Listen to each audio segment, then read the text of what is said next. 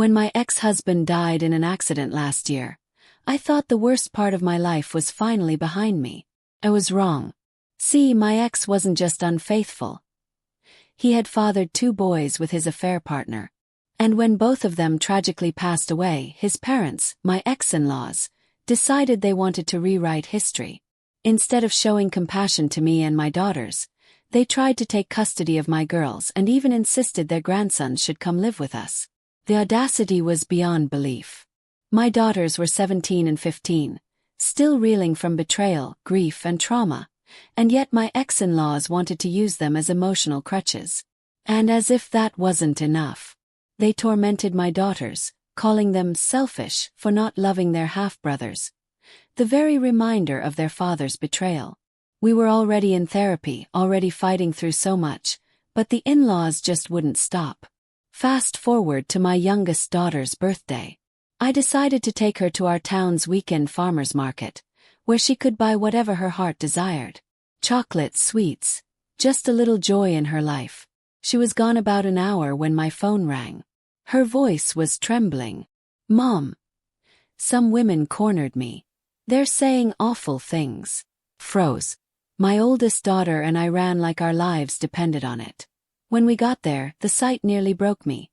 6 older women surrounding my 15-year-old, yelling at her, berating her for being unchristian, and for abandoning her poor orphan brothers.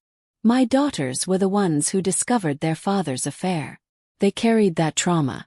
And now strangers, church women no less, were ripping them apart in public. I stepped between them, shielding my girl like a lioness with her cubs.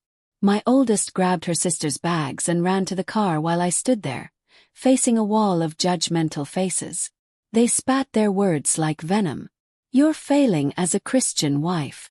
Your daughters should obey their grandparents. This is why families fall apart." Snap. My voice shook, but it was steel. "My husband is dead. He was a liar and a cheater. And if you dare harass my children again, you'll regret it."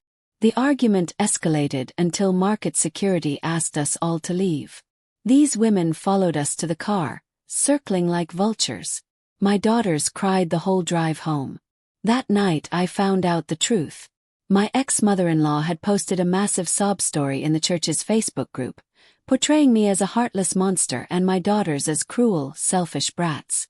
According to her, we had stolen money, left them penniless, and refused to raise the orphaned boys. She even twisted the truth about the affair, claiming the other woman had been our surrogate and that I hated boys, so I refused to take them in. I wanted to vomit. And here's the kicker. The church, strict as they were, had one golden rule: cheating was an unforgivable sin. But my ex-in-laws conveniently left that part out. That's when it hit me. If they wanted to play dirty in church, I was about to burn their entire house of lies to the ground. Luckily for me, I still had every piece of evidence from my divorce. Since it wasn't finalized when my ex died, I had no legal restrictions on sharing any of it. So I got to work. Photos of my ex and his mistress in our living room. Text messages of their affair. Emails from his parents admitting they knew and supported him. And the cruelest, most unforgivable proof. Messages where his parents called my daughters bastards and blamed them for their father's death. The next day I went to a print shop. I didn't just print the evidence. I made it beautiful. High-quality paper, sharp colors, perfectly bound. I spent hours designing personalized binders that looked like the hymn booklets handed out in church. And on the very first page, a crystal-clear photo of my ex making out with his mistress. Their names boldly written underneath. John and Anna, a love story. It was savage. Sunday came. I walked into that church like nothing was wrong. Collected. A wolf in sheep's clothing. At the back table, where extra hymnals were kept, I quietly slipped in my binders. No one checks them before service. Then, waited. The gossip mill exploded faster than wildfire. Shock gasps, whispers. People flipping pages, eyes widening. My ex and his mistress exposed for all to see. The Facebook group lit up like a Christmas tree. Homewrecker. Disgrace to the faith.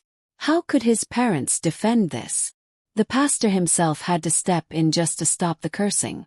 And my daughters, they started receiving apology letters. Actual, handwritten apologies from members who had bullied them. For once, they weren't the villains. Climactic revenge payoff. 1 to 2 minutes. As for my ex-in-laws, humiliation, absolute social death. They were shamed out of the church completely. My ex-mother-in-law wrote a pitiful Facebook post about feeling alienated and uncared for as an elderly woman. But the truth, they weren't victims. They were manipulators who pushed grieving teenagers to the brink. And finally, the community saw them for who they really were. I drove home from church that day with the biggest smile I'd had in years. For once, justice wasn't just served. It was sung from the hymnals. Sometimes, revenge doesn't have to be loud or violent. Sometimes it just takes the truth, printed neatly in a binder, to bring hypocrites crashing down. Okay, bae.